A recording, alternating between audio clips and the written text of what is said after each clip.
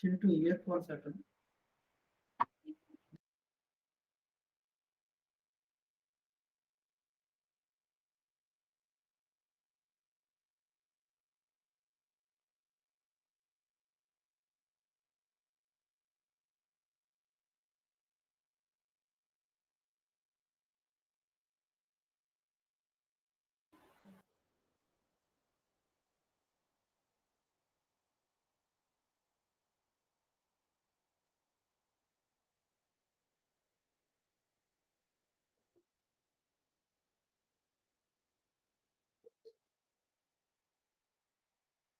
Good morning to all.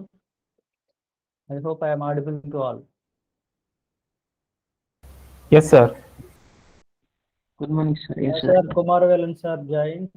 Sir Kumarvelan sir, good morning. Sir, good morning, sir. I am ready. Ready. Okay.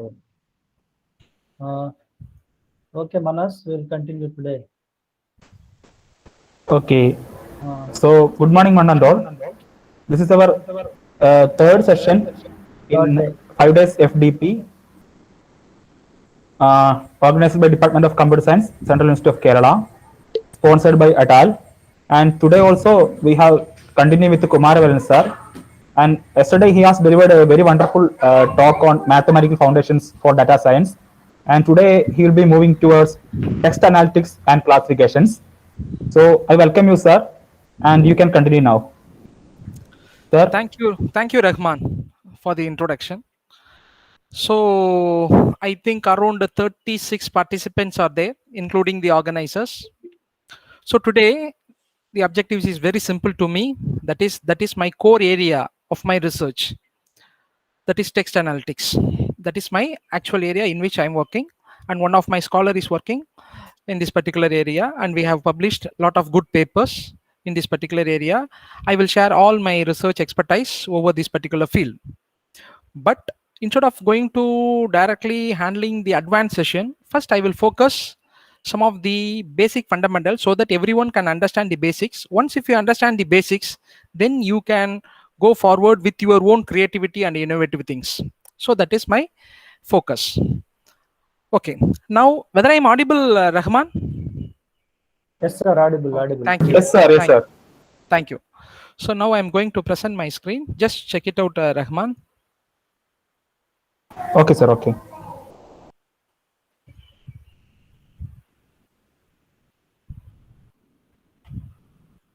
Yes, sir. It is visible. Okay, thank you.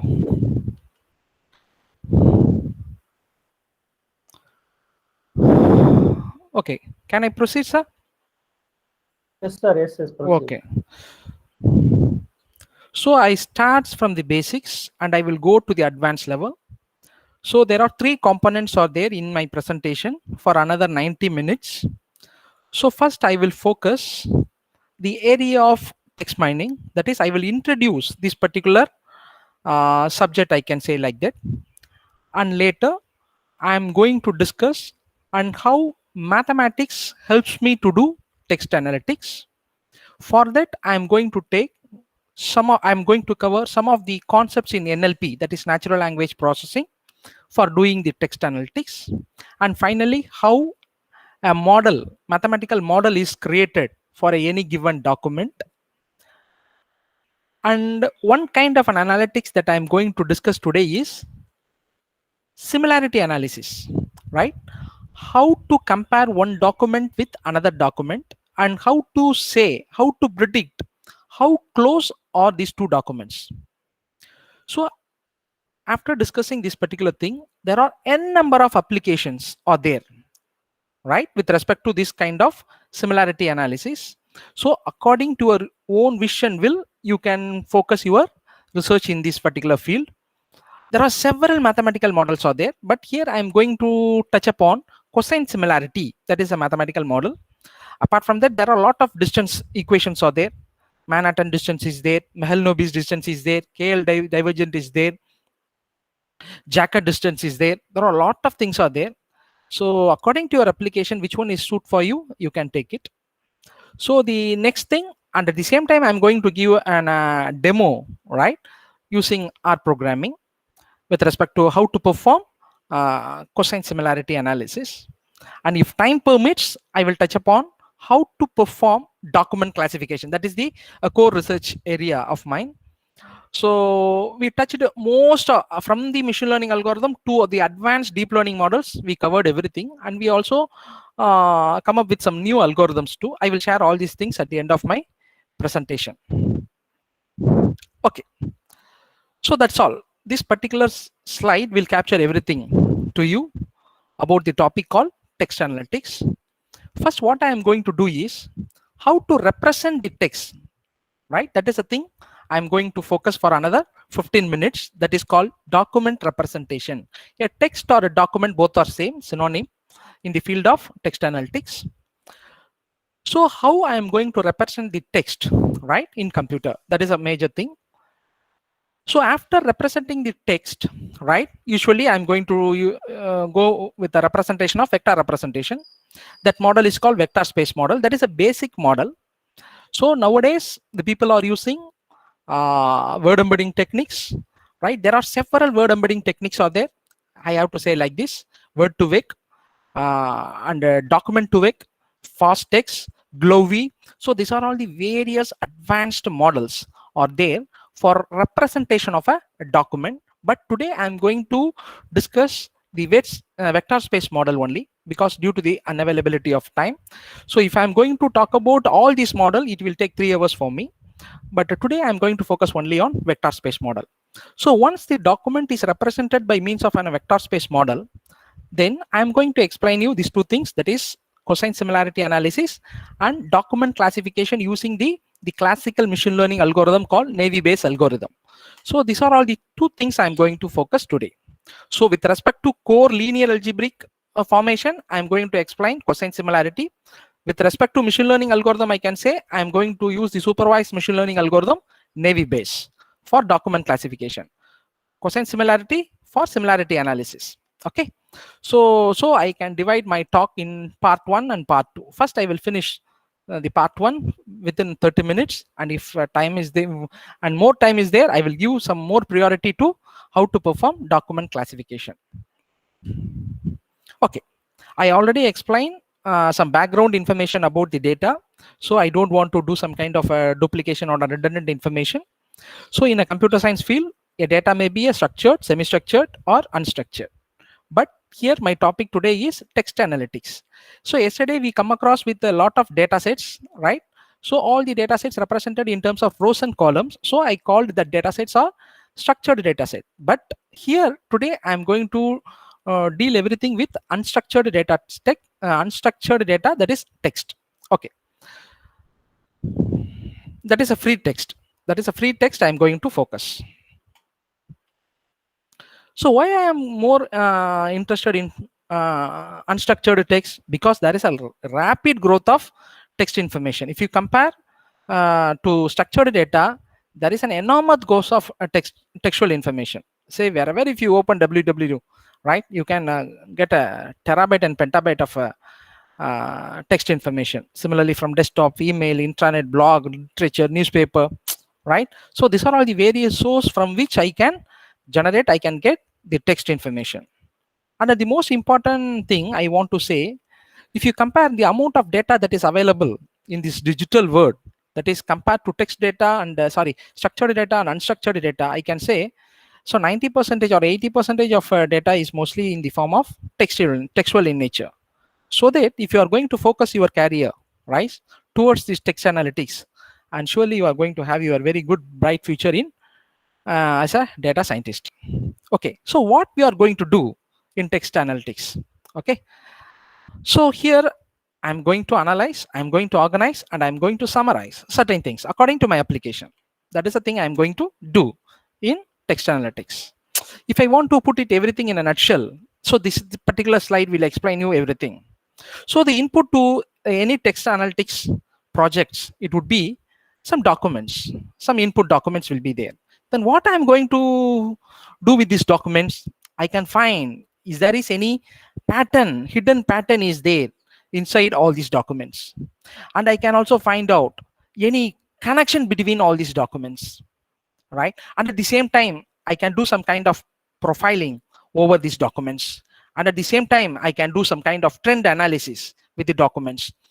With respect to any kind of application domain, the documents may differ. Say, for example, if you take an insurance industry, it has its own collection of documents, and you can do all these kind of an analysis. You can take any particular financial sector, you can do the same kind of analysis with its own objectives. So I'm saying, so text analytics is a very nice area to choose, right, for you people. If you are really interested, you can choose. Otherwise, you can go with your own things. Then, what is actually a text analytics? I can say in this way, right? So I'm going to define this text analytics as per the Camber's definition, right? Usama Fayad. Okay, what he says, a text analytics means we have to do some kind of analytics in such a way that the information you are going to find, it should be non-trivial. That is very, very important. It should not be trivial information. And at the same time, if you are going to do some analytics, you have to find some hidden things, not the information which is readily available, readily viewable. It's not important. And at the same time, that information should be previously unknown, right? Then only you have to do analytics. And most importantly, that information should be useful. So after doing the analytics and it is meaningless with the knowledge, then it is useless. So if you are going to do all these kind of things in this analytics, then only that particular activity is going to be considered. Okay. Yes. Why dealing with text is always tough? Yes. So text analytics, I can say it's a very toughest activity. Why? Because it is very, very difficult to visualize the concepts. I mean, I'm saying that depending upon the words. Say, for example, English has its own collection of words. Malayalam has its own collection of words. Tamil has its own collection of words. Similarly, the international language like Spanish, right, French, it has its own collection of words. So obviously, it's a text is a high dimensional data, right? So we cannot restrict the number of words. Okay, so that's why they are saying, the most of the authors are saying text analytics is a toughest thing. But text analytics is very, very easy. Why? Because if you take any document, you can find most of the data are redundant in nature. So once the data, most of the data is redundant, we are having a wonderful computational techniques to remove all these redundant data. So that is the thing we are going to focus today. So from a document or a text, how to remove the redundant data, right? And most importantly, if there is a passage of paragraph of information, right, only certain phrases are important, right? So if you are able to pull out that important phrases, and if you are going to do the analytics, then you can easily find out the knowledge. Then you can easily establish the hidden patterns, or easily you can find out the trend. So that I can say the text analytics is very, very easiest task. Yes. So once if you are ready to go with the text analytics, right, and if you are very much interested in doing text processing, so these are all the fields you have to familiarize with, right? I can say first and foremost, it's natural language processing, right? It will having several genres with respect to how to handle the computational linguistics, right, with respect to any particular language. And most importantly, machine learning, I can say. The another field of interest is information retrieval and semantic web. So if you are having some kind of an idea with all these kind of subjects, then it is very, very easy for you to do text processing. Yes. Now I am directly going to text analytics process. Okay. So this is the overall architecture diagram of the text analytics. So I think in this, after seeing this diagram, if you already learned this particular course called data mining, right, you come across with the same kind of architecture diagram. I inherited the same diagram here with respect to text analytics. See here, what would be my input? My input would be a raw text. So I already said that the text will have a lot of redundant information. So what is the next activity I have to do? I have to pre-process. So in all data analytics process, we will do data pre-processing, but here we are going to do some text pre-processing by taking the knowledge of NLP and information retrieval field, right? So once the text is pre-processed, right, then I have to do some kind of transformation. Why I have to do transformation? Because in order to provide some uniformity to the data, that is the purpose I am going for transformation. So I think in data mining, you come with a normalization technique, that is the thing I am calling it here, text transformation. There are several kind of normalizations is available. Say for example, min-max normalization, z-score normalization, like that. So you can go with any kind of, any one of the normalization for doing text transformation. Okay, after performing the text transformation, we will have several features. So it is not necessary. Yesterday also I told that. So whenever you are having n number of features, it is not necessary to take all the n features to do the analytics. You can take the subset of features, right? For that, we have to rely on some feature engineering technique. So that is called feature selection, right? So according to the feature engineering technique, among the n features, we are going to take some subset of features. So after selecting the features, then I am going to build some models by using machine learning algorithm or data mining functionality. Either it may be you can apply a supervised learning algorithm, or you can use an unsupervised learning algorithm, right, for building the model, right? So after the model is built, so you can test the model with some new data, and you can interpret the value, and you can give it to the decision maker. So this is the entire overall architecture of any text analytics process. Now I am going to explain each activity one after the other, right? And finally, I will interpret the result into, I can say that is an evaluation procedure.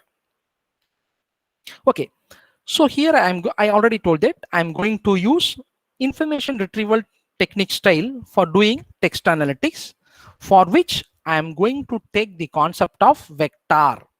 So, and the model that I'm going to create is called vector space model. Otherwise, some author can say bag of words model. So that model only I'm going to touch today. Okay. So for doing that kind of analytics, so what are all the NLP and the information retrieval techniques that I'm going to adapt? Are stemming. I will explain you what is stemming. Stop words.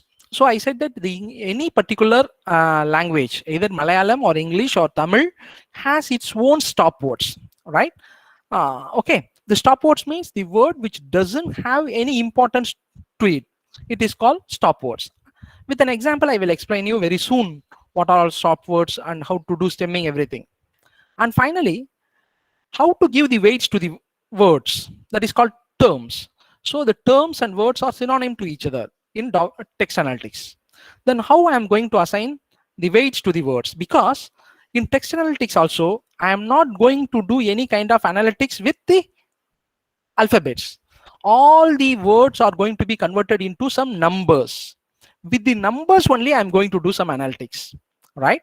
So in unstructured data also, if you are going to do some analytics over unstructured data, so that unstructured data should be converted into structured one. That means in terms of numbers. Once if it is converted into numbers, then I am going to do some analytics over that. That is called TF IDF. I will explain what is TF, that is term frequency, and IDF, that is inverse document frequency. How to compute term frequency and inverse document frequency of any given document, right? And finally, I am going to represent the document through by means of vector space model, right? And I will show you how to do some kind of similarity analysis using the linear algebraic formation, for example, cosine and KL divergence. That is my thing, right? Now I am very specific to my problem domain. So what I'm going to do, I'm going to take the raw text. Then I'm going to apply stemming and stop words to the raw text. So I will get some textual information. I will get some text.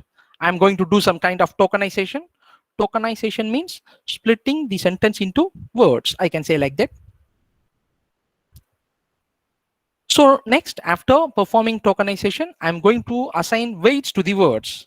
So once the weight is assigned to the words, it becomes numeric. right? So for each document, for each terms, I'm going to assign some weights, some numbers. So if you take M documents, automatically I'm going to have M rows. And in all M documents, if I'm going to have N words, I'm going to call it terms, N terms. So now slowly you can see it is in the form of matrix, right? So the row constitute number of documents, and column represents all the words, right, in the given documents. So slowly it becomes a two-dimensional matrix. Okay, so once the two-dimensional matrix is given to me, then it is very easy for me to perform any kind of analytics. But here I'm going to do similarity analysis, and I'm going to show you the classification procedure. Yes, now I'm going to inherit the concept called as vector space model for document representation.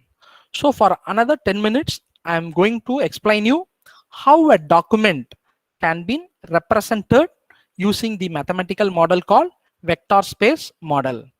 Yes.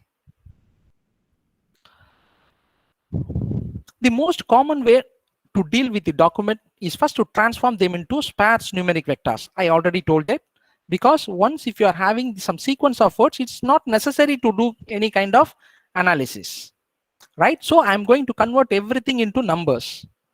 So once if it is everything is converted into numbers, then it is easy for me to apply all the linear algebra operations. But here the most important thing is we are not going to focus on linguistic information of that particular text. Okay, so we are not going to check over with respect to semantic. We are not going to bother about semantic. Okay, slowly I will explain everything to you, right? So some author can say it's a vector space model, and some of them can call it as a bag of word model. Okay, yes. So in this vector space model, each word in a dimension, each word in a document is called as a dimension. Okay, this is a theory part. I will directly go with a running example so that you will have some better understanding. So just have some kind of an assumption. So what is mean by dimension? Dimension means a word, right? And a document may have several dimensions. See here, there is a document D, I can say, which consists of M words. So I am saying it's a M dimension document. Okay, so that is a thing. Okay, but if you take any language, right, it's English or Malayalam or Tamil, anything, there are so many words are there. So the dimension should be infinite, right? But and at the same time, how to determine the importance of the word? So which word is important? Which word I have to take for analytics? So these two problems comes immediately to me while representing the text through by means of numbers. But I can easily tackle these two problems by using the techniques called stopword and stemming. So by using the stopword and stemming, I can easily handle this particular problem. There are so many English words I can say, so these so many words can be reduced to smaller things by using the techniques called stopword removal and stemming operation. I will explain you with a running example, don't worry. And the second problem, how to determine the importance of the word. So that problem is handled by TF-IDF schema definition. That is, by calculating the term frequency and the inverse document frequency, it is very, very easy for me to assign which words are important for my consideration. I can easily find out. Okay, and these are all these formulas you have to know while converting a text to numbers. See here, what is mean by term frequency of a word? How to calculate a term frequency of a word in a document? It is just number of times the word, that particular word, appears in the document is called as term frequency. I will explain you everything with a running example. All right. Then what is called inverse document frequency? It's a mathematical formula, right? So inverse document frequency of a word is calculated using the formula log of total documents divided by document frequency. Surely if you are going to do some kind of an data analytics, you know how many documents are there. So that value is total documents. And you know the document frequency also. The word, number of times that word appears in all the documents. This is called document frequency. term frequency is different, document frequency is different. Okay, I will explain you everything to you with a running example. And finally, after defining TF and IDF, then I have to assign weight to the words. So the formula is just multiplying the term frequency with the IDF, we can easily find out the weight of the words. So once if the three formulas is known to you, then you can easily transform the linguistic structure of a text to a numerical form. Let us see with a running example. Okay, so this is the way in which the text is going to be changed.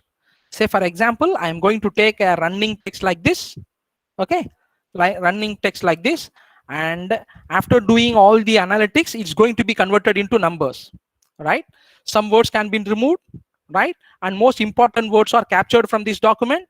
And for all the words, I'm going to assign some numerics. That is called vector representation. Otherwise, they will call it as a bag of word representation. So if for a given document, if there are more number of words, then automatically it will have higher dimension, right? So if you consider that matrix, most of the time the matrix will be in type of sparse in nature. Sparse means most of the entries will be 0. I will explain everything to you with a running example.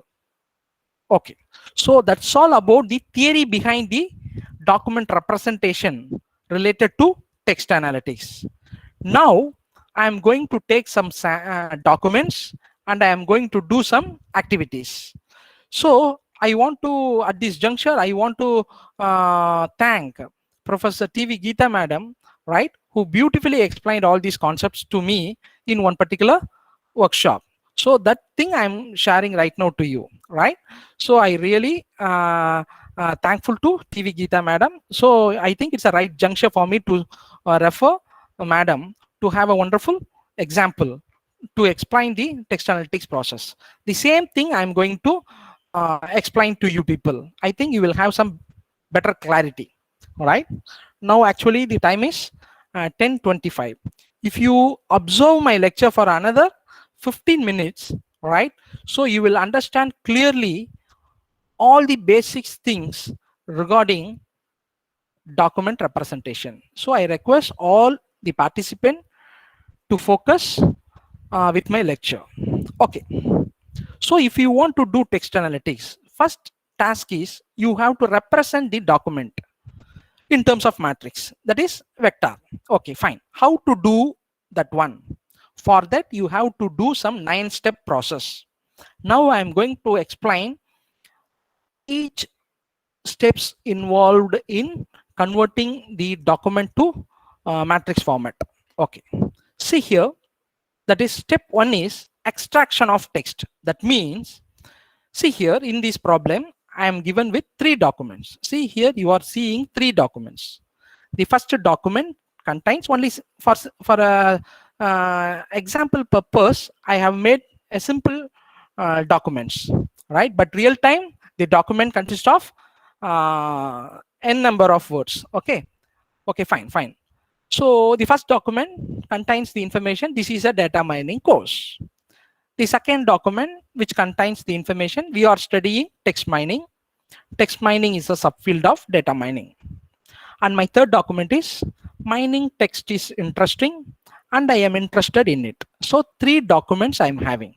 Now I am going to convert this 3 document to a mathematical model. That mathematical model is a vector space model. Yes. So the first step is extracting the text. That is, you have to remove the prepositions. The preposition means full stop, comma, like that. Okay.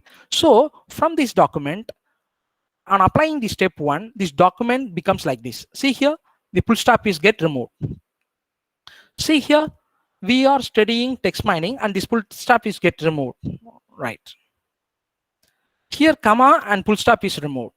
So though now after performing this particular activity, all the sentences becomes only group of words, right? The entire paragraph in this, all the paragraphs in the given document is going to be converted into sequence of words only. So that is the objective of step 1, that is extracting the text. That means I am removing all the prepositions which are present in the text. The prepositions I can say here, comma, full stop, apostrophe, like that, question mark, like that. Okay. I think step 1 is clear for you. And step 2 is stop word removal. Now I can explain what is stop words. See, dear participant, stop word means there are words in each language which doesn't use any specific meaning, right? Such words are called stop words. See here, if you consider the document 1, this is a data mining course. The words, this, is, yeah. So these are all the words which doesn't have any specific meaning. That words are called stop words. But you will ask this question. So how to know for any given language, what are all the language are called as stop words? For that, we are following the standard is Stanford University stop word. They listed out. So this much of for an English language, this much. These are all the stop words like that. So similarly, each language has its own defined benchmarked stop words. Malayalam has its own list of words which comes under stop words. Tamil has its own stop words, right? So, but in Python and R, you can easily use certain packages to remove the stop words. I will explain everything to you, right? I think now you understand how to remove stop words, right? See here, we are all stop words, so I removed. Then is a is a stop word, I removed. Off is a stop word, I removed. Now this document is converted into like this.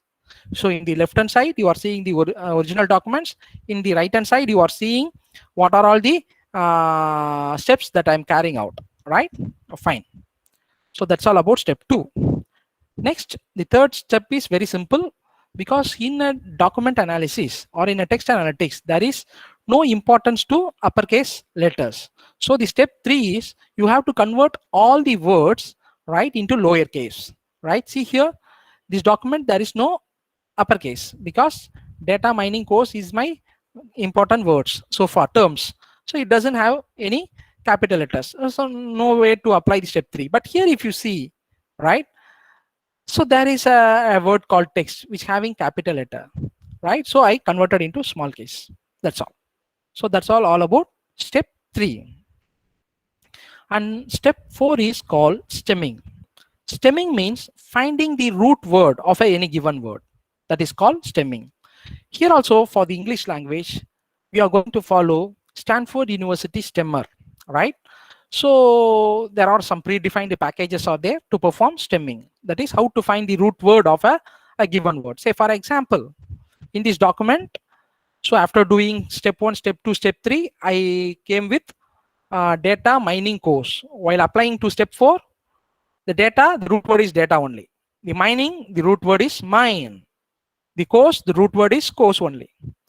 For the word studying, the root word is study. Text is text only. Mining, mine. Text is text only. Mining, mine.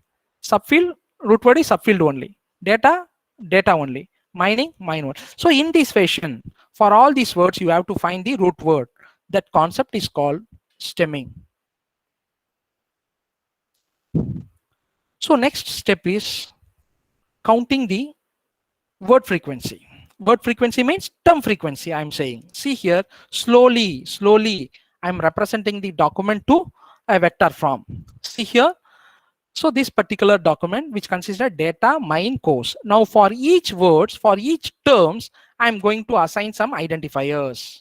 Okay. And at the same time, I'm going to arrange them alphabetically. So in this document, data mine course or 3 words are there. I'm going to arrange it alphabetically. So the course comes first. The term, the word course comes first. So that I have put for identification purpose X1. That is, it's a term. So the next is alphabetically data comes X1. That is an identifier. Next is mine, identifier number, identifier, right? That's all. So likewise, we are having this much of words. 1, 2, 3, 4, 5, 6, 7, 8 words are there. I'm going to count the word frequency. Study how many, sorry, which one comes first? First comes is data. How many times the data is here in this document?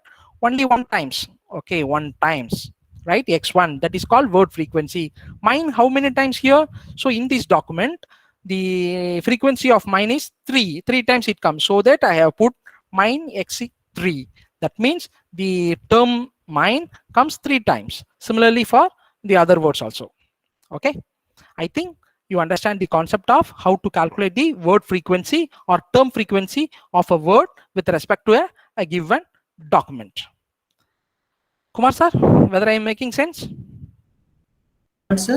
Whether I am making sense, sir? Okay. Okay, sir. Continue. Fine. So now slowly I am making certain things complex. So the sixth step is how to create an index file for any given document. So here I am going to calculate the document frequency.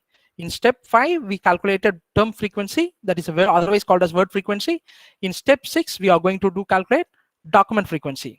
See, document frequency means you have to take a word and you have to check how many times it appears in all the documents. Say for example, so altogether in these 3 documents, I come up with some 7 words only in this example. So I made it as a file. Course, data, interest, mind, study, subfield, text. So these are all the terms. These are all my words. Now I have to find the document frequency of all the words. So course, how many times? Only 1 times in document 1. So 1 document frequency is 1. Data, how many times? So data appears in document 1 as well as in document 2. So the document frequency is 2. Similarly, interest, it occurs only in document 3, 1. Mind. So mind is a word which occurs in document 1, document 2, document 3. So the document frequency is 3. Similarly, I can find out the document frequency of all the words. So this is my 6th step. Now I am going to convert that textual information to numeric information. It's simple. I said that how many words are there? 7 words are there. So 7 dimensions are there for me. So that is called a vector, right? Now after finalizing, there are 7 words are there which spans across all these documents. So my length of my vector is 7. Okay. So now I am going to assign I am going to map with respect to the corresponding value. Say for example, this is course. Whether it is there? Yes, it is there. So it is the first row, first column. That is value is set to 1 because that word is there in document 1. Okay. And data, I am checking here. Yes, that word is present in document 1. So it is 1. So interest, I am checking. No. So 0. Mine, is it is there? 1. Study, no. 0. Subfield, no. 0. Text, no. 0. That's all. This is my first vector, first row of information, right? So now see, the vector is formed. The vector is formed. Okay, now I am coming to second document, right? I am going to do the same check operation. Course is there? No. 0. Data is there? Yes, data is there 1 time. Interest is there? Yes, interest is, sorry, no, there is no interest. So it is 0. Mine is there? Yes, mine is there, right? How many times it is there? 3 times is there, right? So that I am writing 3, right? Study is there? Yes, study is there. Subfield is there? Yes, subfield is there. Text is there? Text is there. Okay. How many times? 2 times is there. Okay. So that's all. In this way, a vector is formed for each document. Okay. Now I am going to give the weight of the word. I said that in order to find the weight of the word, I have to find out the document frequency, sorry, inverse document frequency, right? So how to calculate the inverse document frequency of all the words? It's very simple. Previously I told the formula, log of total documents divided by document frequency. So that is a formula for calculating the IDF. Let us see how to calculate the word frequency, sorry, IDF of all the words. Let's first take the word course, right? Now I'm going to find out the IDF of the word course. So I'm going to substitute in this formula. So IDF of course equal to log of total documents. I'm having 3 documents. So log of 3 divided by document frequency. What is the document frequency of the word course? It is 1. So log 3 by 1. So log 3. If you check the logarithmic table, so the answer for log 3 is 0.477. Similarly for all the words, right? Say for example, I will explain for data. So IDF of data equal to log of 3, that is total document. There will not be any change with total documents. Log 3 by document frequency. Document frequency is 3 by 2. So log 3 by 2, the corresponding value, if you see the logarithmic table, the value would be 0.176. So in this way, I have calculated the IDF of all the words. Once the IDF is calculated, and here the term frequencies are there in form of vector, so the next step is computing the words. I said that the weight of the word is computed by just multiplying the term frequency with the IDF. So I said that this red color values in the vector are called term frequency, and here I calculated the document frequency, sorry, inverse document frequency. I am just going to multiply the term frequency with the inverse document frequency of the corresponding words. Say for example, it is 1 meant course, that is term frequency. It is to be multiplied with IDF, that is 0.477. So the answer is 0.477. So the value which is in blue color is the weight of the word course. Similarly for the remaining entries, just multiplying, right, the values in this vector with the corresponding the values with respect to IDF, right? That's all about computing the weights. So now the weights are calculated, but there is no uniformity is there.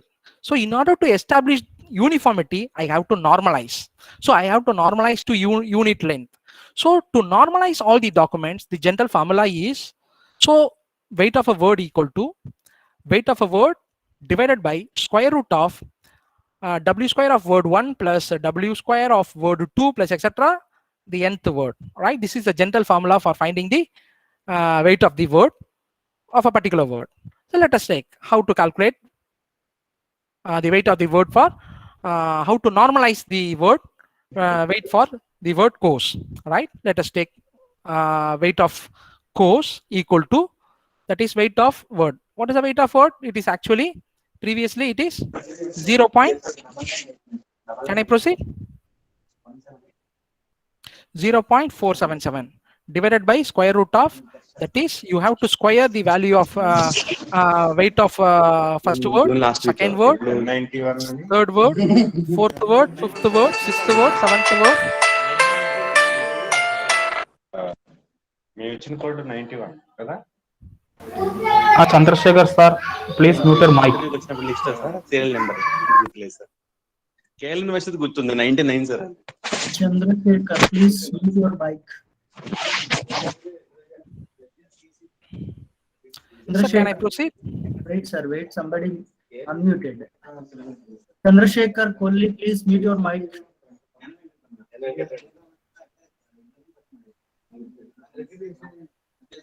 Chandrasekhar.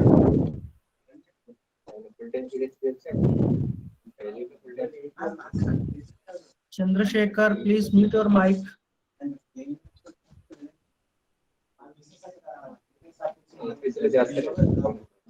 Or else I will remove from this meeting.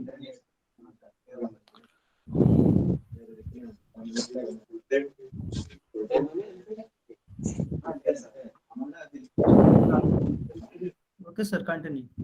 Thank you, sir. So we are standing in the final step, that is how to normalize all the documents to unit length, right?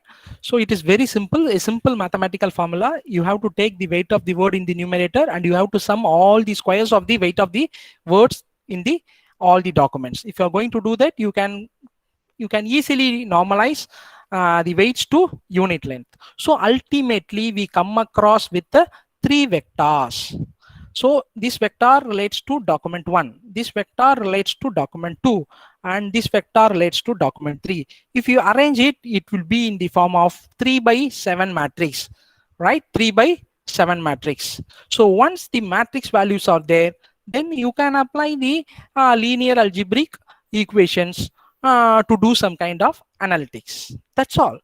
The most important thing in text analytics is you have to convert the document to some form of standard usual representation. There are several representations are there. So vector space model or bag of word model is one particular thing. Okay. See here. Now I'm going to explain you the analytical parts. Right now, so far, I have taken some documents. And I have represented the documents in form of vectors.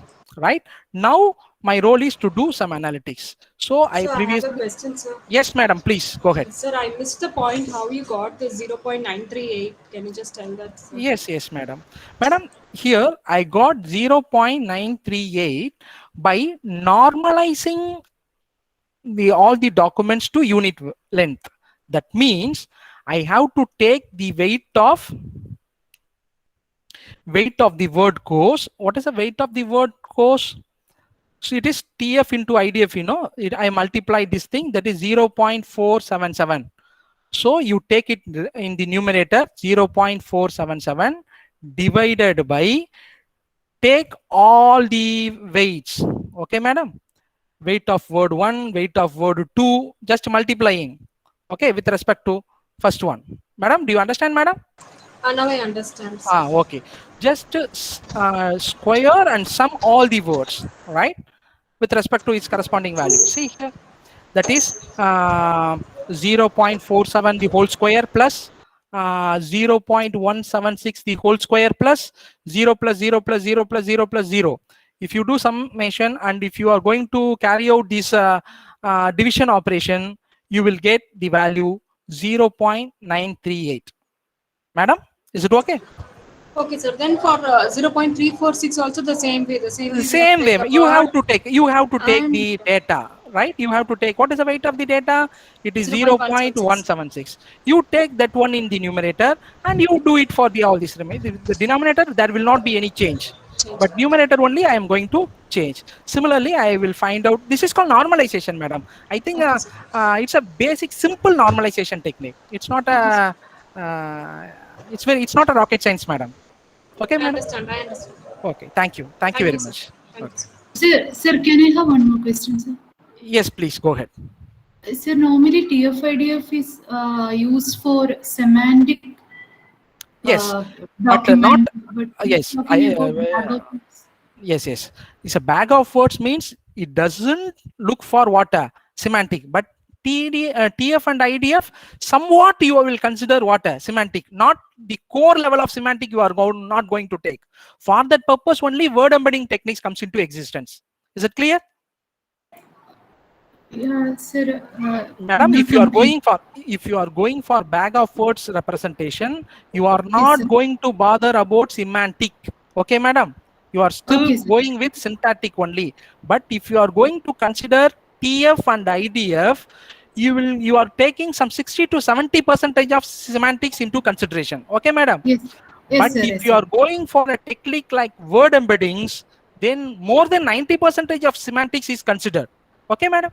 Oh, yes, sir. Yes, sir. Yes, okay. Sir, I understand. And really, if you want to explore several things, please study by yourself the word embedding techniques. I think these fundamentals, with these fundamentals, you can learn anything, madam.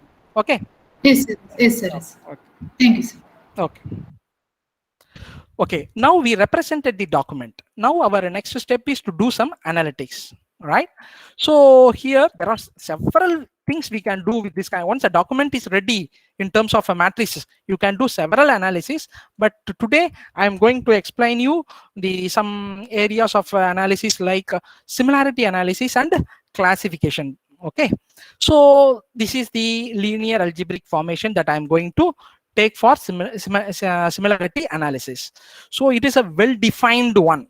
Even if you want to check the similarity between the documents, most of the authors will prefer cosine similarity only, right? So this is the formula for comparing the two documents with respect to cosine similarity, right? Say for example, here A and B are the documents. So the cosine similarity is represented by cos theta. That is, if theta comes, automatically some angle should be there, right? See here I'm having the vectors A, I and Bi. So here in this example, my I spans from document 1, document 2, document 3. So there are 3 documents are there. So my sigma I equal to 1 to 3, right? For all the documents, right? So, but in pairwise only you can do similarity analysis using cosine similarity. So this is the generalized formula, right, for calculating the cosine similarity. Okay, so after taking 2 vectors, say for example, this is vector number 1, this is vector number 2, that is this is A and this is B, and if you are going to give these two vectors over in this particular equations, you will get some value, and if you find the cos theta of that value, it will give some angle, and if the angles are parallel in nature, then you can say the document are similar. If it is orthogonal in nature, then you can say the documents are completely different. So that kind of interpretation you can go with. Don't worry, dear participants, I will explain you all these things with some codes. Okay. Yes, see here, I run, right, this particular activity, right? So whatever activity we have performed, you know, I run using R, right? Okay, so here is the result, right? See here, I have taken 3 documents. Okay, so this is the document term matrix, I can say like that. Why I am saying document term matrix? Because in row you will see documents, document 1, document 2, document 3. In the column you will find the terms. How many terms are there? 7 terms are there, because here, see here, 7 terms are there. 7 terms are there. The corresponding vectors, these are all the corresponding vectors. See, these are all the corresponding vectors that I have derived. So I am going to take it in terms of matrix. So this is called usually document term matrix, right? So I think I don't know how many of you know the syntax of R programming. See here, I am using latent semantic analysis library function in R. So I am defining a vector. So the C function, C of is the function which is used to define a vector. So I defined a vector, right, a row vector, and I store it in a variable A. And for the document 2, right, I created a vector. Document 3, I created a vector, and by using the library function cosine, right, I am calculating the similarity between these two documents, A and B. That is, this is a data mining course and this document, right? I am finding the cosine similarity, and you are seeing the value. So the output, right, the output is here, you are seeing it is 0.077, right? That is 77%. I think these documents are close to each other. Similarly, if you want to do the similarity, right, for all the documents, right, so I binded all these values using the cbind function, right, and I am going to calculate the cosine value of the data, right? So this is the corresponding matrix, right? See, the document A with the document A, actually it's more or similar, so similarity is 1. So if you compare A with B, it will give 0.077. so the similarity between document A and C, so there is no similarity. So document B and A, same thing, B and B 1, B and C, right, we are having 0.81, like that. So that's all about similarity. So now for your application, what you can do, you can take the tweet messages and you can do some similarity analysis, right? So how the tweet of one person is similar to other person. Otherwise, whenever you are getting the answer papers from your students, you know, you can do some similarity analysis, right? So see, n number of applications are there. Say for example, if it is a medical domain and if there is a prescription made by the doctor, then you can do some similarity analysis with respect to patients data. See, the application, there are n number of applications, you have to find out, so where you have to apply all this kind of logic. Okay, so that's all about document similarity analysis. So here I can interpret like this: the cosine similarity between document 1, sorry, D1 and D2, that is document 1 and document 2 is 0.0778761, like that, right? But please you have to note, cosine function in R only works with respect to square matrix of any size, right? And the cosine function will not work on matrix, but it only works on data frame, right? But there are some library functions are there in R programming to convert the matrix to data frame. So once if you convert the matrix to data frame and if you apply the cosine function, then it will give a beautiful result, and you will go for a good interpretations. So that's all about document similarity analysis. I said that, so it is theta, right? So for all the documents, you can also visualize like this, okay, by means of an angle. So see here, by calculating the angle between document 1 and document 2, I think it will be some 10 degree. So that shows the similarity. So if it is orthogonal in nature, then automatically the documents are not similar in nature, right? So such kind of conclusion you can derive. Say for example, document and document 3, right? If you measure the angle, if you measure that, it will be more value. So that documents are different in nature. In this way, you can interpret your result by using cosine similarity. Okay, so for another 30 minutes, I think I can focus on classification, text classification. Otherwise, they will call it as a text categorization. So text categorization means, say for example, I am having several documents. Now I am going to assign labels to each documents. See here, there are several documents are there. Now I have to build a system. I have to build a categorization system in such a way that for all the documents, I have to assign some labels. So after doing analysis over this document only, I have to fix a label, whether the document speaks about sports or whether the document speaks about business or educations or politics, like that, right? That is called text classification. Okay, say for example, we are getting mail, we are getting mails from to our inboxes. Automatically, the mail system will do some classification, whether the mail is ham or spam. That kind of classification is performed, So now I'm going to take the same thing and I'm going to execute with you in our programming language, how to do document classification. That is how to determine whether the message is ham or spam. That is the thing I'm going to explain you right now. So for that you have to rely on machine learning algorithms. So especially supervised learning algorithms, right? If I'm going to say supervised learning algorithm, at the top, support vector machine gives a better result than logistic regression, and using neural networks, Navy Bayesian classifier, random forest is there, KNN is there, that is K nearest to neighborhood algorithms are there. If you are master in all these algorithms and if you know all the mathematics behind all these algorithms, you can contribute to this algorithm and you can improvise the result, right? So just applying the library function of Python and R, it will never support the research, right? You have to optimize in such a way all these algorithms, and you have to interpret the result. Then only the research community will accept. Okay, so that's all about classification process. Now I think I can give you some kind of demo. Kumar sir, can I give a demo? Yes, sir. Yes, yes. It is R, na? R or Python? R programming. Okay, okay. Okay. Okay. Okay. So before that, I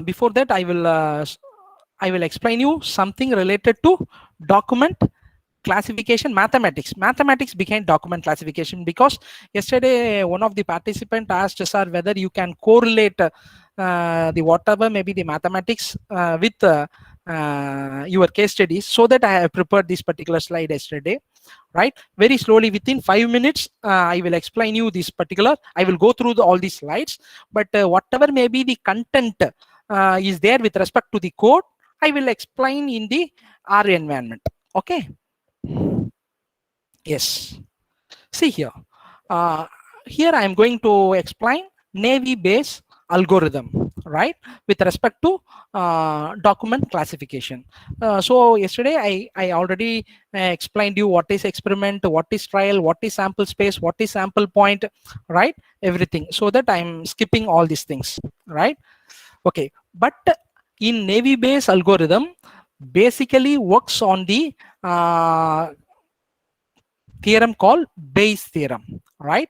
Yesterday I explained you the Bayes theorem, that is especially the conditional probability P of A by B, that is the probability of an event A, right? The probability of an event A given that the event B occurred, right? With respect to some event, I'm going to predict the probability of another event. That is called conditional probability. So the Navy based algorithms works with respect to this logic, right? Yes. Now I'm going to take the application called how to filter, right, the SMS, right, short message service. Okay, whether it is a ham or spam by using Navy based algorithm. So the first and foremost thing in any data analytics is collecting the data. So previously I said that either you can go for primary data collection or secondary data collection, but usually our community, our computer science community, will only accept secondary data. That is, you have to work with only on benchmark data sets. So this is the site where I have taken this particular ham spam data set. Okay, I think everyone knows what is ham and what is spam. Spam means harmful message, and ham means it's a good message, healthy message, I can say like that. Okay, so how it works, the Navy base, it is going to take the concept of word frequency, right? So how many words, right, which are going to be categorized as the nature of spam, or how many words are going to be there categorized as ham. With this logic only, this particular Navy base, that is a condition, that is a conditional probability. So usually they have fixed this much of words comes under ham or spam. So when you take the new SMS, right, automatically depending upon the past event, it's going to predict the future. That is the background study of Navy base algorithm. Okay, so these are all the content with each line of code. I will explain side by side, right, with R programming as well as with the slide information, so that you will have some better clarity. Okay.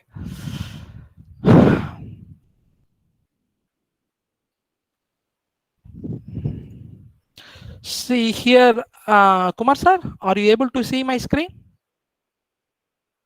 Yes, sir. Yes. Visible, Okay. visible. So dear participant, right now you are seeing my IDE of R Studio, Sir, right? please a little bit zoom it. It's not Jupyter, sir. It's R Studio. No, I'm no, using R. Zoom it. Oh, It's okay, not okay. visible. It's not visible. Not clear. Text is not clear. Okay, okay, sir.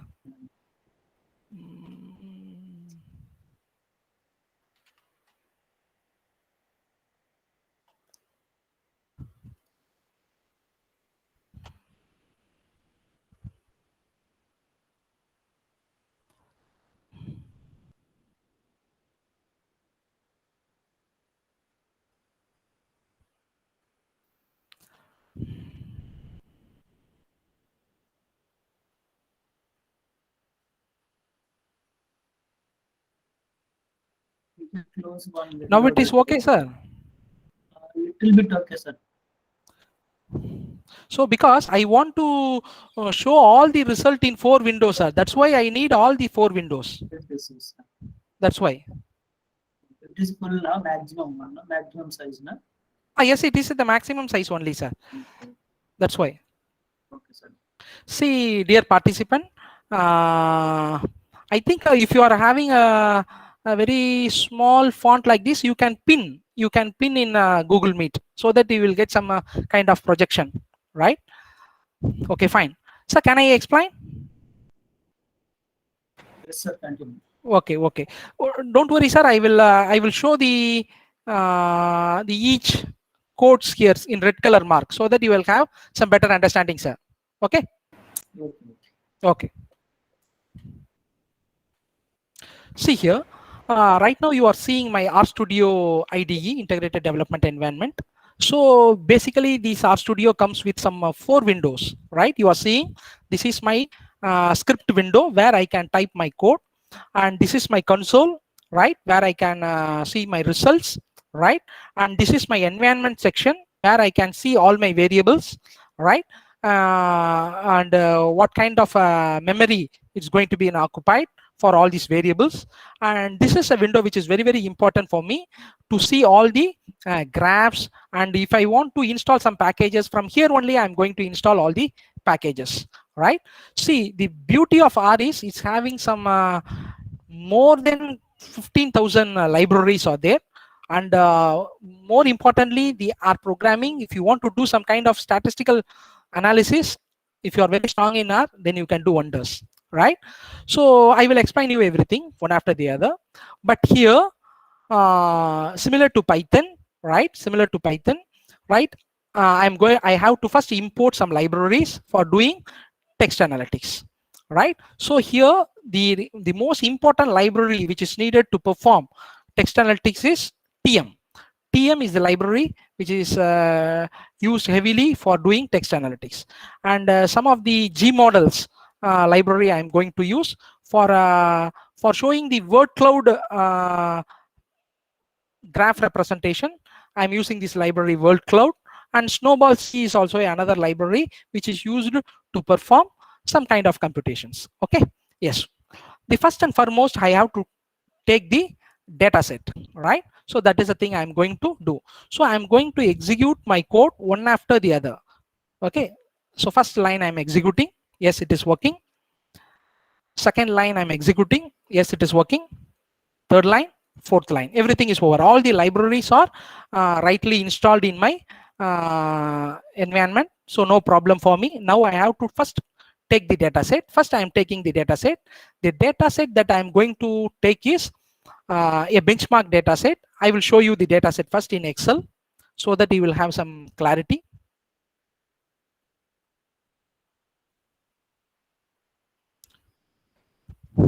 So this is the data set.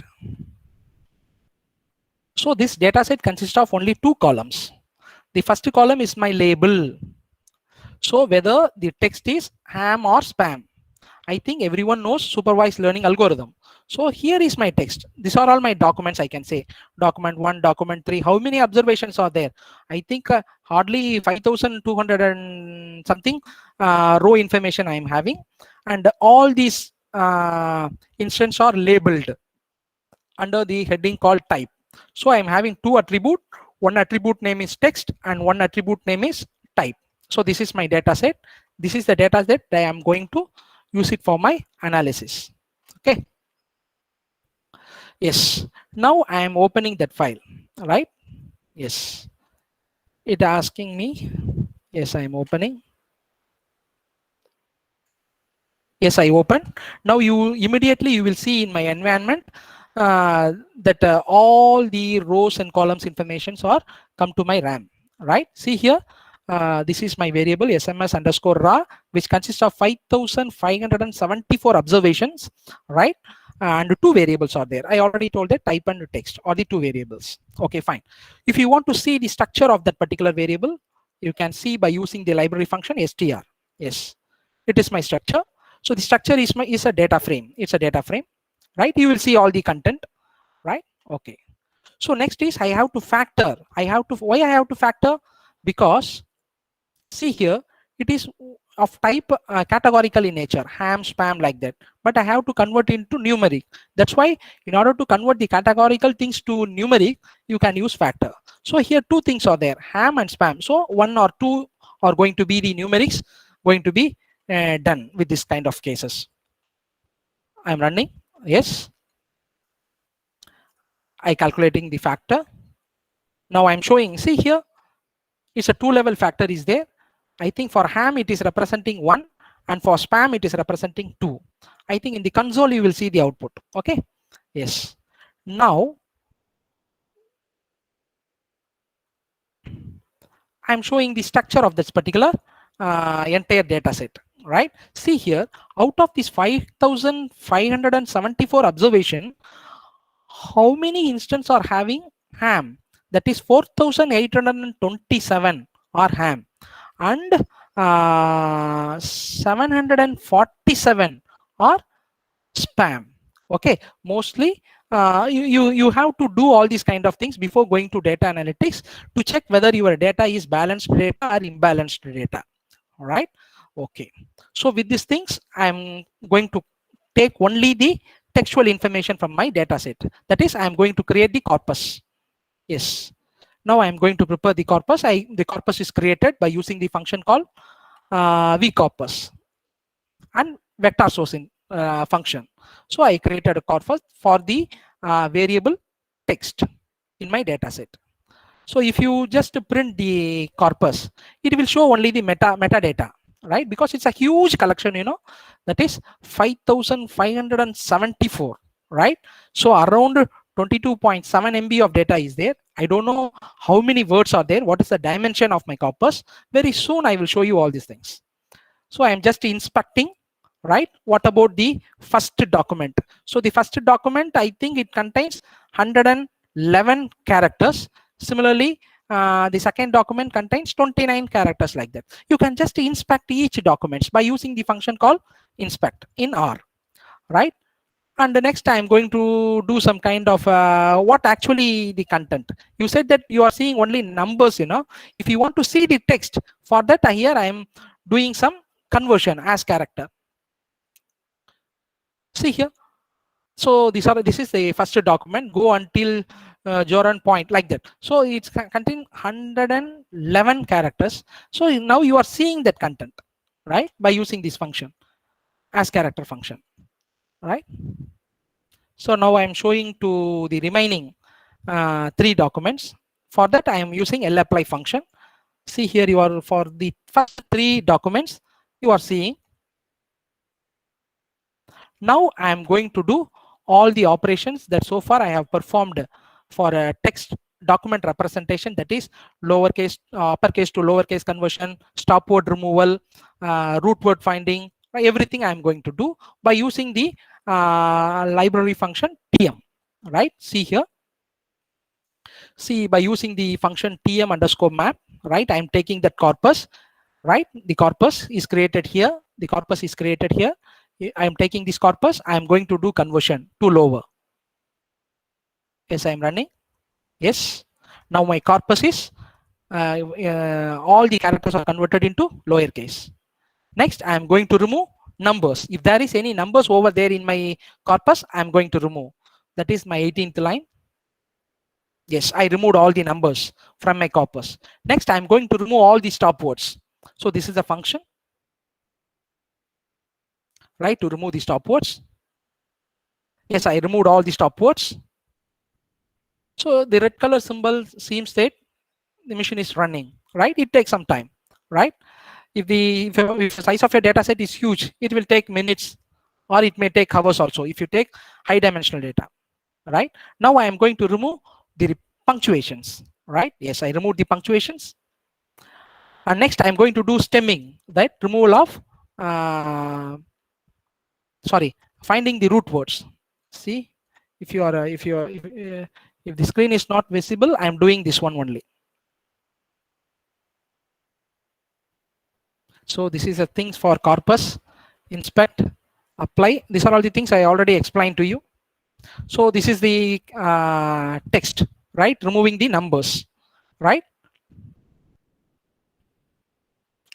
So this is the code for removing the stop words, right? I already explained what is stop words and how to remove everything, right? So next is stemming, right? Stemming means finding the root word, right?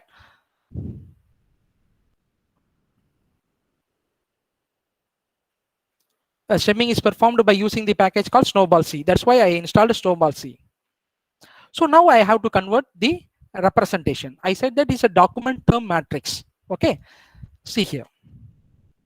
So after performing stemming and removing the white spaces also, right?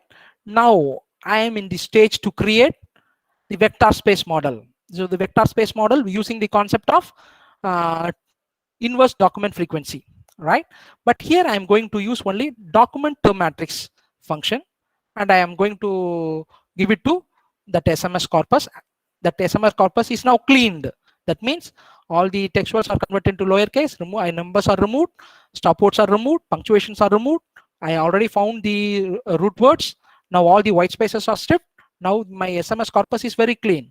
So with this corpus, I am going to do document term matrix. Yes. Yes. Now document term matrix is considered in the environment. You can see, right? Still, there are 5,574 observations of 2 variables. This is a matrix, right? That is, my matrix size is 5,574 rows and 2 columns. This is my SMS underscore TDM. That is a variable. Okay. Now, if you want to see that information, sorry.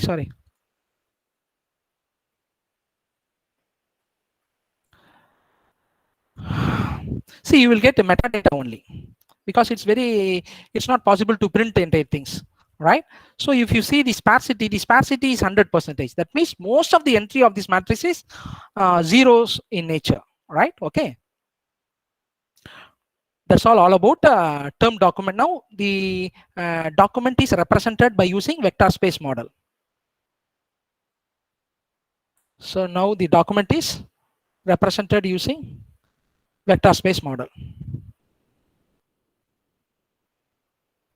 Yes. So this is the syntax. So this is the actual syntax for performing document term matrix. Okay.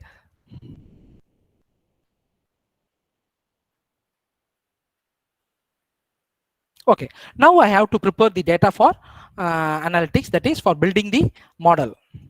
So for that, I think everyone knows that once a data set is given to you, you have to split the data set in such a way that some percentage of data should be considered for training and some part of the data to be considered for testing, right? The usual practice is there is no hard thumb rule. So I think here I am splitting it for the 80-20%. 80% of data is considered for training and 20% of data is considered for testing. So that is the thing I am going to right now do it here. Yes. Yes. And at the same time, I'm going to split the labels also. Yes. Now for cross check, I am doing some kind of prop table operation. See here in training labels, in training data set, the hams percentage is 86 and spam percentage is 13%. Similarly, I have to check this whether I am having the same thing with respect to tested data set also. So once if both are matched, then only you can say it's something you are doing some kind of justice in building a model. If it is going to be differ, I think the accuracy cannot be accepted by the research community. See here for a prop table operation with respect to training set and test, right? More or less, both are more or less similar. That's why the model that I'm going to fit is good for me, right? So these are all the confirmation I can get, right? Side by side. Now I am going to visualize something related to word clouds. See in the right hand side, you are seeing some kind of, so the plots, just you are seeing the word cloud of my entire corpus.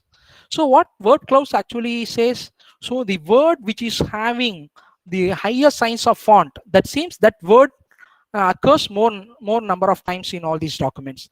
A word which occurs with the word which is having a very smaller size font, which resembles that particular word, occurs minimally in the documents. So that is the actual word cloud concept. Okay. So now I am showing the word cloud for the entire corpus. This is a word cloud of the entire corpus. So next I am showing the word cloud of the spam alone.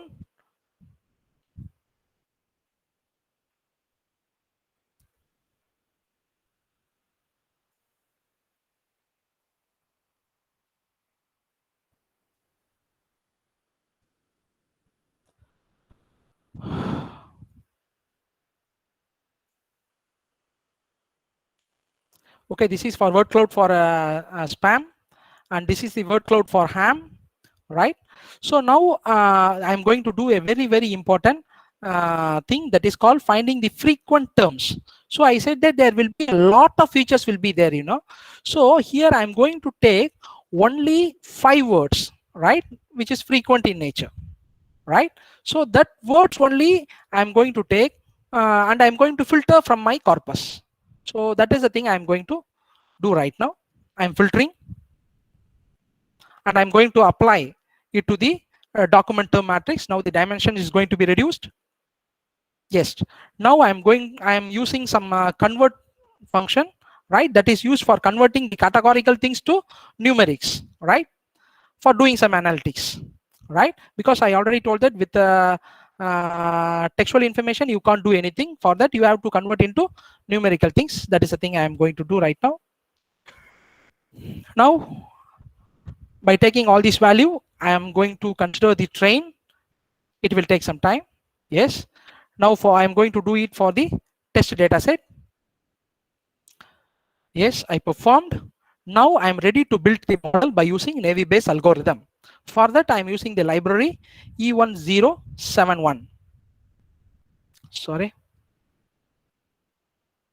Yes, the library is in use. Now this is the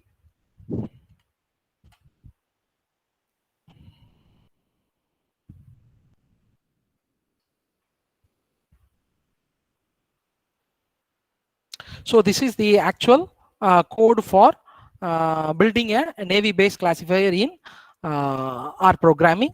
Right, first you have to build the model. So after the model is built, by using this model, I am going to predict with respect to the test data set. Here I am going to build the model by using the training data set, by which has its own attributes. I will explain what is the Laplace mean by 0 and 1, everything. And similarly, after building the model, so you have to take that model, and by using the predict function, you have to test it with the test data set. Okay, so that is the entire theoretical things related to Navy Bayes algorithm.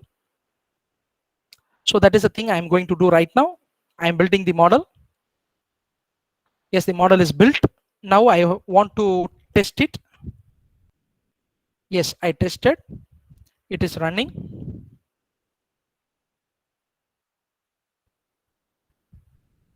Still it is running.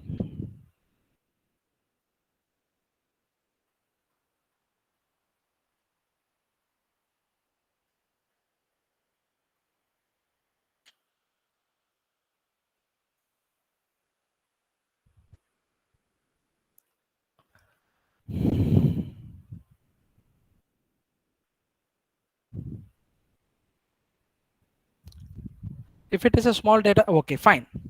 So my model is built.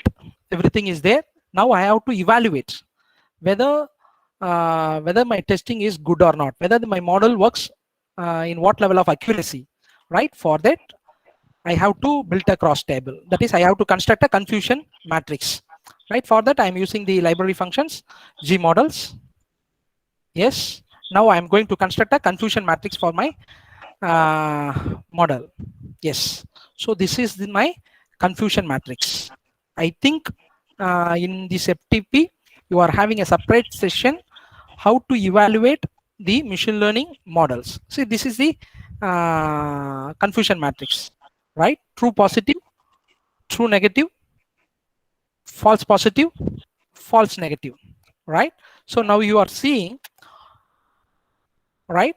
So 1200 hams are rightly predicted as ham, and 20 hams are predicted as spam, and 9 spam have predicted as ham, and 161 spam is predicted as spam. So here the error is here. So 9 plus 20, 29. So that is my error. Okay. So with this confusion matrix value, you can find true positive, true negative, like that. And with this thing, you can easily calculate the accuracy of the model. Right. I will show you everything, but time is the only constraint for me.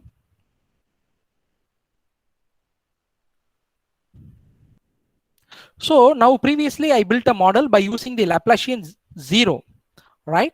Now if you want to optimize the model, right? So now I'm going to build another classifier with the same data set, but I'm going to change only the parameter. So previously I made the parameter Laplace equal to 0, right? If you are not going to give anything, it is initially assumed as Laplacian equal to 0. But now I am slowly doing some kind of optimization. So see here. Now new model, another classifier is built by using Navy Bayes. Now I am testing.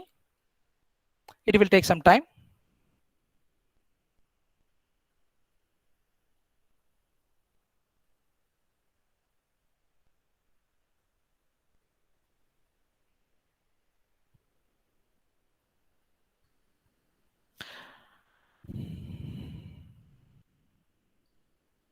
Still it is running.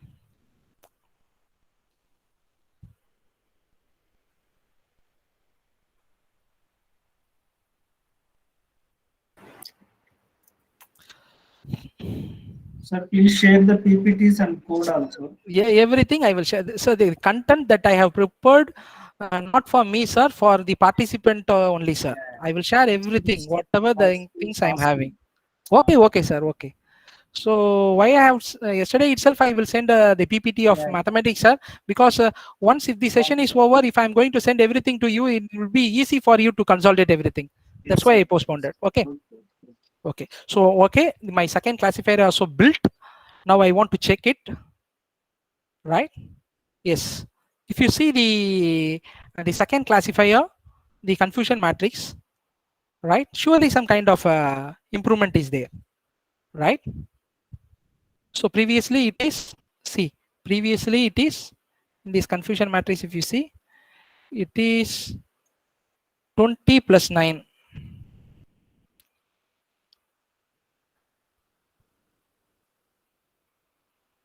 But here still it is moving. When Laplacian equal to 1, this algorithm behaves more error, right? Okay, some more error is there. So likewise, you have to optimize. Once if you know the basic ways to change the parameters, you can go for different interpretation. Okay, that is the thing I want to show right now. So next, there is another beautiful library function called caret is there for developing a ROC curve, right? I think if you are very strong in building a deep learning or a machine learning model, finally you are going to show your result using this graph only, ROC curve, right? So here I have plotted, taken the values from the confusion matrix. I have taken the true positive value. From the matrix, I have retrieved true positive, true negative, false negative.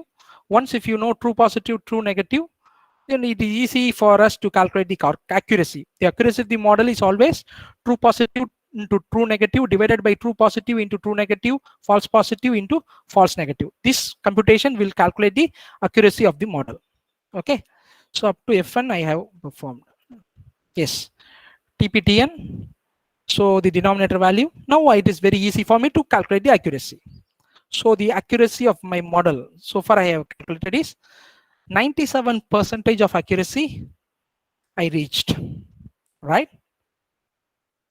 So this is one thing. There are several evaluation factors are there. Say for example, kappa coefficient is there, F measure is there. Otherwise they will call it as F1 score. Precision is there, recall is there. So all these things can be calculated by knowing the values of TP, TN, FP and the FN. That is true positive, true negative, false negative, right? So the error is 1 minus accuracy is my error formula, right? So the remaining things I am calculating, kappa coefficient and sensitivity also I am calculating, specificity also I am calculating. These are all the various factors actually you have to do to evaluate your built mathematical model, not mathematical model, machine learning model. So I'm doing precision, recall, everything. Everything is more than 80. That seems that the model is good. Okay. So that's all about up to F measure, right? So next I'm going to construct ROC curve for you.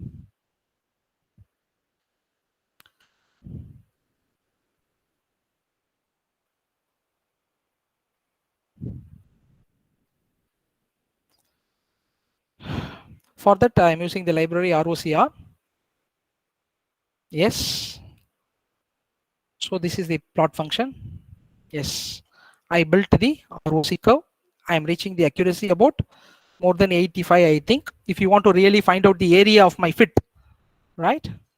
Yes, for that I have to construct a AB line, right? So clearly the model is performing well. So this is the way in which I built a model for classifying the whether the message is ham or spam. Now what we can do further, we can experiment the same thing with the different algorithms and you can do some kind of comparative study, or you can optimize the algorithm by changing some parameters. That is called hyperparameter tuning. Especially it is very helpful in deep learning, right? If you are come with a dropout, if you are going to come up with a, I can say optimizer, right? And some regularizations also. So there this kind of optimization is going to place a very, very vital role, but not here in ML. Okay, that's all, right? So because of the time constraint, I am not explain line by line in detail. Sorry for that. Sorry, Kumar sir. So you have to know, right, some kind of coding also. That's why I did all these things for you. Surely I will share all this code to you, right? So you just copy and run in your R console, right? Surely you will see the result. Whenever if you are encountering any errors, you just text me. I will try to solve that one. That's also I can do from my desk. So that's all. Thank you very much. I think I am in time. Yes, sir. So now time is 11:24 in my clock, right? If you are having any questions in any area with respect to machine learning, deep learning, or mathematics, now questions are open. Yes, participants, you can unmute one by one and ask, or else you raise your hand. Under any area you can ask me. If I am able to give the answer, surely I will give it. Anything from machine learning, deep learning, right? Mathematics. Go ahead. Sir, can I ask you something? So That please, madam. you showed us two separate results. First time we got like 20%. 29. Okay. The 29, and second day it was 35. So what parameter did you change? Could you please tell? Laplace, madam. Laplace value. Okay, So, sir. I will send you the PPT as well as the code so that you will get go through the code along with my PPT, right? You will have a better understanding, madam. Okay, due to the Okay, time sir. constraint, I'm not able to cover everything within 1.5 hours. Right, it's not possible for me. I think Kumar sir will understand this issue, Yes, right? sir, yes, sir. So 2 hours is needed for me to explain all the evaluation parameters, right?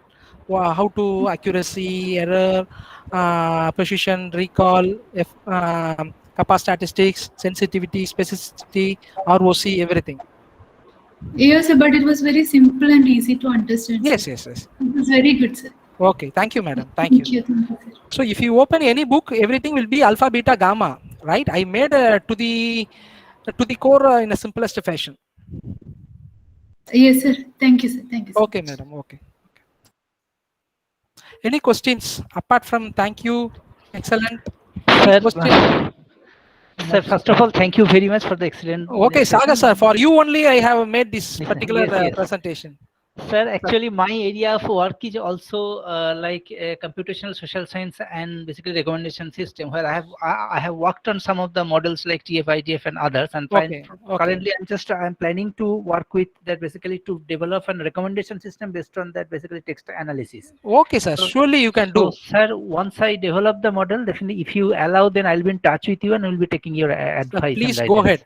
We have to collaboratively, we have to work, and we have to give it to the society. Surely, Right, sir. surely. Whatever may be the things, surely I will do it for you, sir. For you only, I prepared all these things. No, sir, it's my pleasure, and definitely, sir, my sincere like thanks and regards to you and sir. the organizer. Thank you, sir. Okay. Thank you, Sarkar. Any participant? Any questions? Any specific questions? Even though it's general questions, I'm able to answer. If not, I will learn from you. Thank you, sir, for sharing materials. Surely I will share my materials. What I understand that CA and BA indicate any two documents. Sorry? Sir, I have a question. Yes, please, Yes, yes. Anish.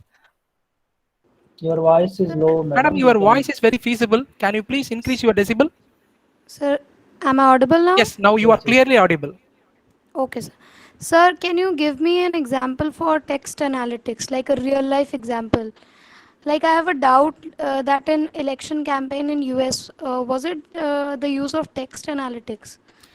Using the tweets and all these things. Anishka, madam, are you a student or a faculty, madam? Sir, I'm a student. Okay, Anishka. Anishka, you asked me a real-time example.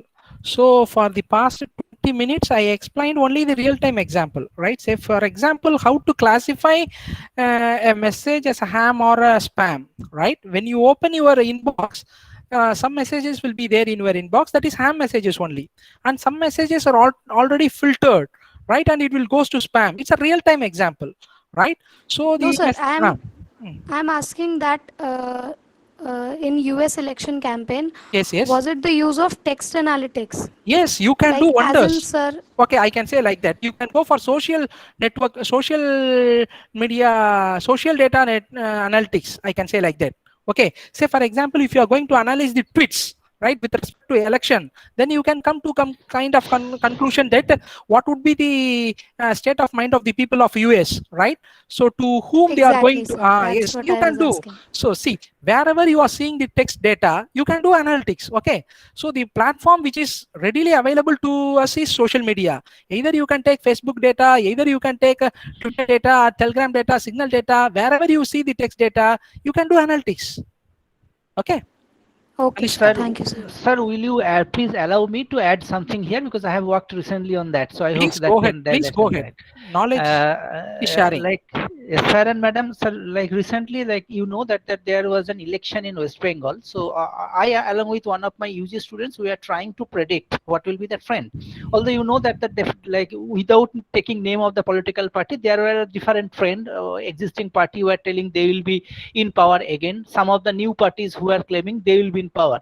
So I, along with my students, during the February 7th and 8th, there are few hashtag has been formed in basically in like Twitter. So we have approximately extracted 2000 like tweets, and from there we have tried to understand that sentiment of the users there. And then we have seen, as per our analysis, we have seen that the result is going in favor of the existing political party in West Bengal.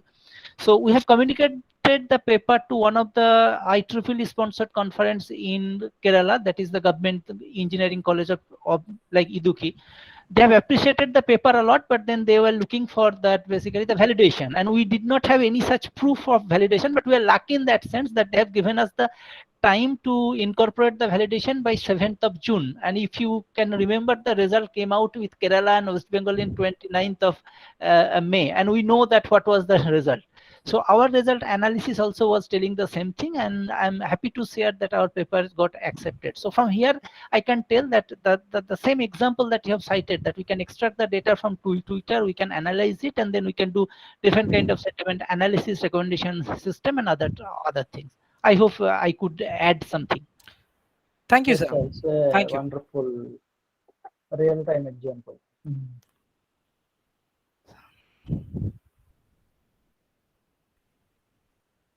Any more Vijay questions? Gopal asked one question. What I understand is that AI and BI. BI means you are asking business intelligence, sir? Who is I that don't. name? Sir, Vijay Gopal. At the time of 10:55. No, sir, it was cosine Cosine It was cosine an similarity part. Okay. Oh, there is AI documents. AI BI. Okay. Any two? Yes. AI A BI means any two. documents. AI documents only. Document. I thought that AI means artificial intelligence, BI means business Yeah. intelligence, like that. Okay. Thank Document you. I think some participant clarified that one. Thank you. I think you are very tuned with my lecture. Thank you. And one more is there, sir. Last one. Any website to learn deep learning and NLP? Sir, say for me, we have to explore everything and we have to find out one thing. So there is no website according to my understanding, and at the same time there is no one book which covers everything deeply and correctly, right? Some concept will be discussed by one author in a very nice sense in one book, but the other concept we can't expect the same thing, right? So like that. But if the participant asks, I will give only the list of books, but in a single book or a couple of books or 10 or 5 books, it's not possible. We as a researcher, as a learner, we have to read all the books. That's my understanding. I think you accept, right? Whenever if you are having some kind of books with respect to ML or DL, just read everything so that you can refresh your ideas also. So whenever you are having some kind of mathematics books, open it and read it. That's all. Okay, participants, if you have any doubts, you can text to the Kumar Velan sir. Okay, any website, Sorry. if you're asking, then there are several websites are there for me. Kaggle, I think now actually a 30 days course is going on in Kaggle, right? Towards data science, you can go for, right? And Medium Digest is there.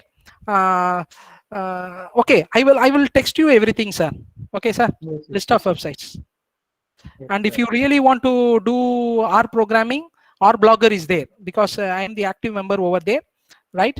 So whenever you are encountering any kind of an error, or if you are not able to complete any particular project, and you are in the middle of the stage, right, in R programming, you are encountering some kind of an error, so surely that particular community or blogger, they are providing wonderful result, right?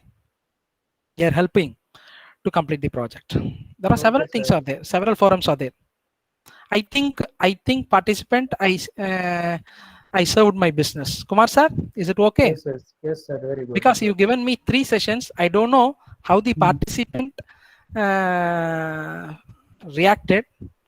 Okay, if really students, please take it this thing seriously. Surely, if you are going to choose your career as a data scientist, surely you can come up like anything, right? So for that, please have some mathematical background. So without mathematics, it is not possible. And at the same time, if you want to be a researcher, if you want to show your result, right? Once if you show it in terms of an equation, then only the community accepts. Okay, so just not by typing the code and getting the result is not important, right? So need more lecture. Okay, dear, if possible, right? Thank you very much, sir, Kumar sir, for giving me Yes, this sir. Thank opportunity. you. Thank you, My sir. throat is paining like anything, Yes, right? sir. Yeah, yeah. You Okay. are speaking last 1.5 hour continuously. Yes. Uh, Thank you, Okay. sir. Thank you very much. Okay. Rahman, you will continue, Manas. Yes, sir. Sir, Okay. can I leave? Wait, sir. Little bit. Yes, Okay. sir. So it was a nice lecture, sir, and it will be a beneficiary for all the PhD scholars and lecturers also. So I would like to invite Mr. Radish Raju to show our great gratitude towards sir. Radish sir. Am I audible? Yes, sir, you are audible. Good morning to all. The respected resource person, Dr. D. Kumar Velan sir, and our HOD, Dr. R. Rajesh sir, the program coordinator, Dr. Kumar sir, and all the teachers from the department, and all the participants who gathered here. It gives me an immense pleasure to deliver a vote of thanks for this session. Now I am moving to my responsibility. On behalf of the Department of Computer Science, Central University of Kerala, I express my heartfelt thanks to our resource person, Dr. D. Kumar Velan sir, for such a wonderful session. I think this session is very useful for all the research scholars and all the faculties who gathered here. Thank you, sir. Thank you so much. Then I would like to extend my sincere thanks to all the participants. Thank you all. Finally, I once again thanks the resource person and all the participants for making this session a success. Thank you. Thank you so much. Thank you very much, Ratish Raju sir. Thank you, Kumar sir. Thank you, sir. Kumar Velan, sir. Okay. Thank I you will for your send you all cooperation. these PPTs, Yeah. right? Data sets, everything to you, sir. Yes, sir. Shortly. Mail to me. That Yes, mail sir. to me, sir. I will Okay. forward to all the participants. Okay, sir. Okay. Thank you very much. Thank you, sir. Thank you very much for spending your valuable time for 3 sessions. Thank you very much. From myself, from Department of Computer Science, Central University of Kerala. Thank you all. Somebody is speaking. Okay, sir.